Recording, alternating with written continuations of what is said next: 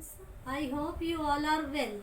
आज हम पढ़ेंगे हिंदी ग्रामर का फर्स्ट चैप्टर जिसका नाम है भाषा, लिपि और व्याकरण। भाषा की परिभाषा जानने से पहले हमें ये जानना जरूरी है कि मनुष्य को भाषा की आवश्यकता क्यों पड़ी। मनुष्य को अपने विचारों को बताने के लिए, समझाने के लिए, अपनी बात को बताने के लिए जिस माध्यम की आवश्यकता हुई थी, जिस माध्यम की आवश्यकता हुई उससे भाषा का आविष्कार हुआ। अगर भाषा न होती तो मनुष्य अपने विचारों को बता नहीं सकता, अपने भावों को प्रकट नहीं कर सकता था। अब हम पढ़ेंगे भाषा की परिभाषा कि भाषा क्या है।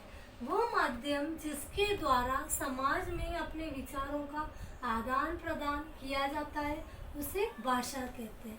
भाषा विचार विनिमय का एक मुख्य साधन। भाषा के द्वारा हम अपने विचारों को दूसरों को बता सकते हैं और दूसरों के मन की बात हम समझ सकते हैं, सुन सकते हैं। अतः ये भाषा है। भाषा के दो भेद होते हैं, मौखिक भाषा और लिखित भाषा। सबसे पहले हम मुख से बोली जाती है वो मौखिक भाषा है, और जो लिखी जाती है उसे लिखित भाषा कहते हैं। मौखिक भाषा के उदाहरण है दूरदर्शन, मोबाइल, आकाशवाणी, रेडियो आदि। और लिखित भाषा के उदाहरण है जो बात लिखी जाती है जैसे कि समाचार पत्रों में, पुस्तकों में, पत्रों में आदि।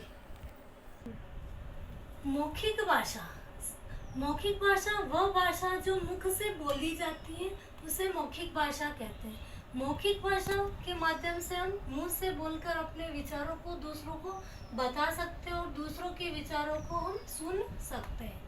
लिखित भाषा वह भाषा जिसको लिखकर हम अपने विचारों को अभिव्यक्त करने वाली भाषा को लिखित भाषा कहते हैं। हम अपने विचारों को पत्र के माध्यम से या अन्य किसी माध्यम से लिखकर दूसरों को बताते हैं, उसे लिखित भाषा कहते हैं। अब हम पढ़ेंगे भारत की भाषाएं हिंदी।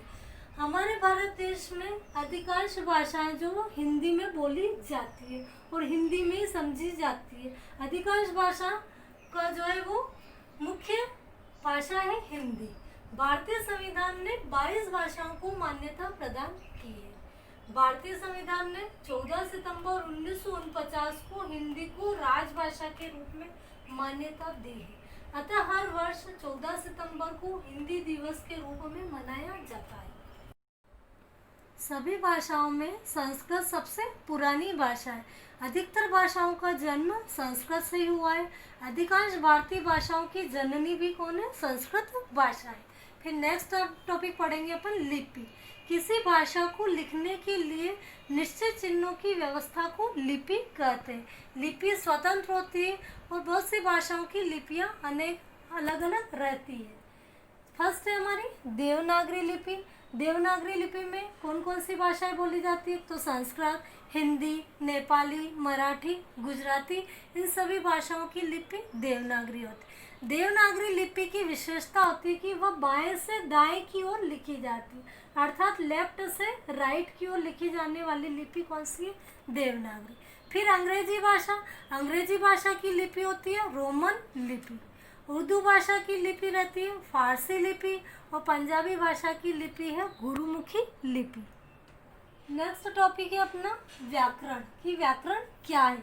भाषा कौशल को शुद्ध रूप से समझाने के लिए, समझने के लिए व्याकरण जो है वो मार्गदर्शक का कार्य करता है। व्याकरण शब्द 3 अक्षरों से मिलकर बना है, वी प्लस आ प्लस करण, अर्थात व्याकरण। व्याकरण का मतलब है अच्छी तरह खोलकर समझाना, हर बात को शुद्ध अशुद्ध में समझाना या अशुद्ध को मिटाना, अशुद्धियों को मिटाना और शुद्ध रूप में लिखना पढ़ाना कौन सिखाता है? हमें व्याकरण सिखाता है। व्याकरण की परिभाषा है कि भाषा को शुद्ध रूप में लिखना और बोलना सिखाता है, उसे व्याकरण कहते हैं। व्याकरण के 4 अंग होते हैं। फर्स्ट है वर्ण विचार, सेकंड है शब्द विचार, थर्ड है पद विचार और फोर्थ है वाक्य विचार। वर्ण विचार, वर्ण विचार मतलब वर्णमाला। वर्णमाला आप सभी को पता ही है कि आ, ई, क, ख, ग, घ, ये सभी क्या है? वर्णमाला। और वर्णों से क्या बनते हैं? शब्द बनते हैं जैसे कि कमल, पतंग, अचार आदि। और जब शब्द वाक्य वाक्य में स्थान पा जाते हैं तब वो क्या कहलाते, पद कहलाते। और पद से क्या बनते, वाक्य बनते। जैसे कि राम ने खाना खाया, सीता गाना गाती, ये सभी क्या है, वाक्य है। धन्यवाद।